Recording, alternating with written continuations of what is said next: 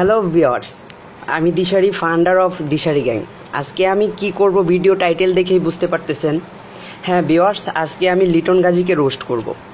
ফেসবুকের এক পরিচিত দালালের নাম লিটন গাজী। সে প্রতিনিয়তই ফেসবুক লাইভে এসে টাকার মাধ্যমে দালালি করে। আজকেও সে লাইভে এসে আহসান হাবিব পিয়ারের নামে বিভিন্ন প্রকার কুরুচিমূলক কথাগুলো বলে গেলেন। আচ্ছা, আহসান হাবিব যদি এরকম কর্মকাণ্ড করেই থাকেন তাহলে তার প্রয়োজনীয় ব্যবস্থা গ্রহণ করবে পুলিশ। আহসান হাবিব পিয়ার যদি ধর্মের নামে এবং মানবতার নামে এমন অশ্লীলতা করেই থাকে তাহলে তার শাস্তি হোক, শুধু আমিই চাইব না, আমার সাথে সবাই চাইবে। আর যদি এসব কিছু ভুল প্রমাণিত হয় তাহলে সবাই চাইবে যে আহসান হাবিব পিয়ারের নামে যে সকল ব্যক্তিগণ এসব অশ্লীলতার অপবাদ দিয়েছে তাদের বিচার হোক। তেমনি আমি একটি বিষয় লক্ষ্য করে দেখলাম, যত ভিডিও আসতেছে আহসান হাবিব পিয়ারের নামে সব ভিডিওগুলো লিটন গাজীর পেজ থেকে আসতেছে। লিটন গাজী সাহেব তার এক ভিডিওতে ফুলফিলভাবে বলে দিয়েছেন তার কাছে অনেক প্রমাণ রয়েছে। আচ্ছা, তার কাছে যেহেতু এত প্রমাণ রয়েছে সেহেতু সে আহসান হাবিবকে নিয়ে আগে ভিডিও বানায়নি কেন? আগে ভিডিও বানালে তো আহসান হাবিব পিয়ারকে অনেক আগে থেকেই ধরা যেত, যেহেতু আমাদের লিটন গাজী সাহেবের কাছে অনেক আগে থেকে প্রমাণ ছিল। গালিবাজের আরেক নাম হচ্ছে লিটন গাজী।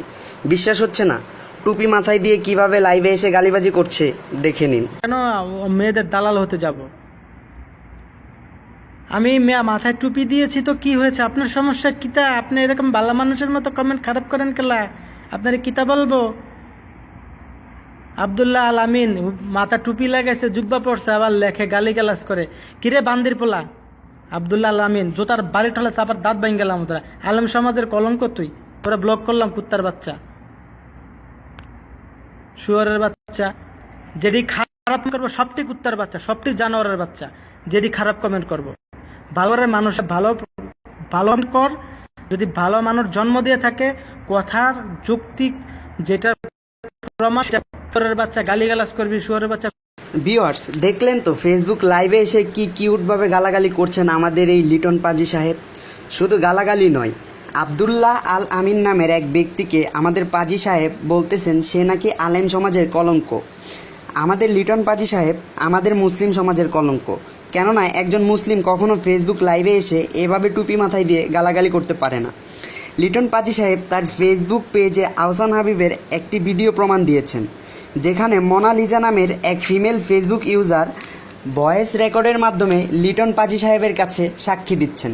চলুন পাজি সাহেবের প্রমাণ সহ ভিডিওটি দেখে আসি আমরা। আসসালামু আলাইকুম রহমতুল্লাহি ওয়া বারাকাতুহু।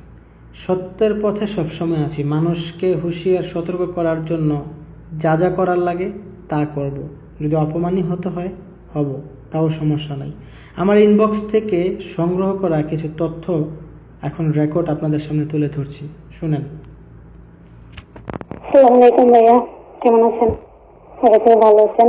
আসলে ওই যে আহসান হাবিব পিয়ারের কথা বলছেন, ও লোক আমাকে একদিন ফোন দিছিল, বুঝছেন, অনেক আজে বাজে কথা বলছে। ঠিক আছে, ও হুজুর ঠিকই, কিন্তু ওর মনের ভিতরে নোংরা। তো আমি আপনার ইতে দেখলাম, আইডির ভিতরে দেখলাম যে ওকে গ্রেফতার করছে। আমাকে মাঝে মাঝে যে নাম্বার থেকে ফোন দিত, আমি যে আইডিতে, ওই আইডিটা আমি চেঞ্জ করে ফেলেছি। তখন সে আমাকে মাঝে মাঝে ফোন দিত, তারপরে SMS করতো, কেমন আছো, কি করো। তারপর অনেক রাতে ফোন দিত, 3টা 4টে বাজে আমার এই দেশে, তখন ফোন দিত 12টা 1টা বাজে। তো আমি ওইটি চেঞ্জ করে ফেলাইছি। আমি 2-3 দিন দেখলাম যে অনেক বিরক্ত করে, পরে আমি আইডি চেঞ্জ করে ফেলাইছি। তার সাথে আমার যোগাযোগ হয় না। অনেক খারাপ কথা বলছে, আমার বিয়ে হয়েছে কিনা, আমি কি করি, কোথায় থাকি, বাইরে কেন থাকি, বাইরে কি কাজ করি, বাইরে খারাপ কাজ হয়, এরকম অনেক আজে বাজে কথা বলবে। পরবর্তীতে আমি আইডি চেঞ্জ করে ফেলাইছি।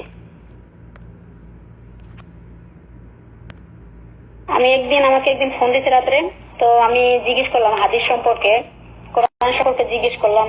তারপর আমার বলে বাদ দাও তো ওসব কথা বাদ দাও তো, তুমি কোরআন হাদিস সম্পর্কে কি জানবে, এসব জানার কোনো দরকার নাই, আমাকে এই কথা বলছে একদিন। না, আর একটা বাজে কথা বলছে ভাইয়া, ও খুবই রং কথা, বুঝছেন, ওই কথা শোনা দরকার নাই। পরে আমি মনে করেন ওই আইডি চেঞ্জ করে ফেলেছি, তারপর থেকে ওর সাথে আমার কোনো যোগাযোগ হয় না। ঠিক আছে, তো ওই দিন থেকে মনে করেন আমি বুঝতে পারছি যে ও খারাপ লোক, ও মানুষ আসলে উপরে হুজুর কিন্তু ভিতরে নোংরা। ওকে, তো ভাইয়া আমি কারো হেয় প্রতিপন্ন করতে চাই না। আমি যেটা বলবো, যেটা করব, সত্যটা উন্মোচন করব। আহসান হাবিব পেয়ার আমার পেজেও তার অনেক ভিডিও আছে। সে যে মেয়েদের কাছ থেকে আরও অনেক টাকা নিয়েছে সে প্রমাণও আমার কাছে আছে। আরও প্রমাণ আমি সামনে দেব। এরকম মেয়েরা অনেক আছে যারা আমাকে ইনবক্সে দিয়েছে এবং অনেক কথাবার্তা আছে এবং ভিডিও আছে এবং আহসান হাবিবের সেক্স ভিডিও আছে। আমি কোনো মিথ্যা প্রমাণ যদি মিথ্যা বলে থাকি তাহলে বিচার আপনারা করবেন, সমস্যা নেই, সব সামনে তুলে ধরবো আপনাদের। লিটন পাজি সাহেব তার স্ক্রিন রেকর্ড ভিডিওর মধ্যে যে মেয়েটির রেকর্ড নিচ্ছিলেন সেই মেয়েটির আইডি নাম ছিল মোনালিজা। আমরা এখন ফেসবুকে মোনালিজা লিখে সার্চ করব।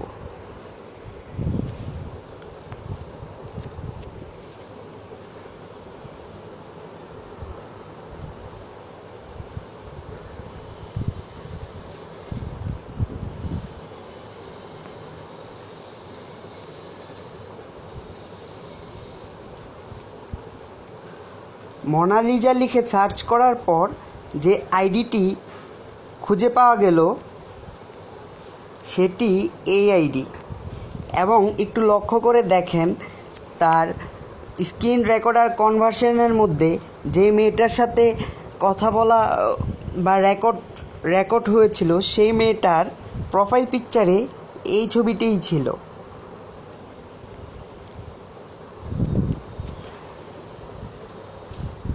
মোনালিজার প্রোফাইলে যাওয়ার পর আমরা দেখতে পারলাম তার ঠিকানা বাংলাদেশে, ঢাকা বাংলাদেশ, এবং তার ইউনিভার্সিটি হাজিরহাট উপকূল কলেজ।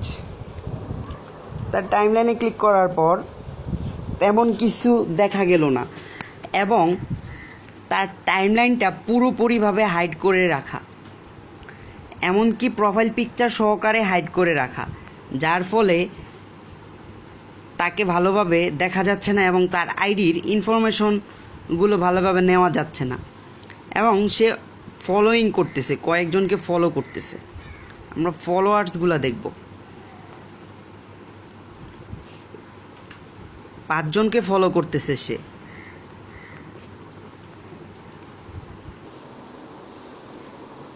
যখন তার লাইক বাটনে ক্লিক করা হলো, লাইক বাটনে ক্লিক করার পর সে যেগুলাতে লাইকস করেছে তা অধিকাংশই অশালীন পেজ। আপনারা দেখতে পারতেছেন বিভিন্ন প্রকার অশালীন পেজ।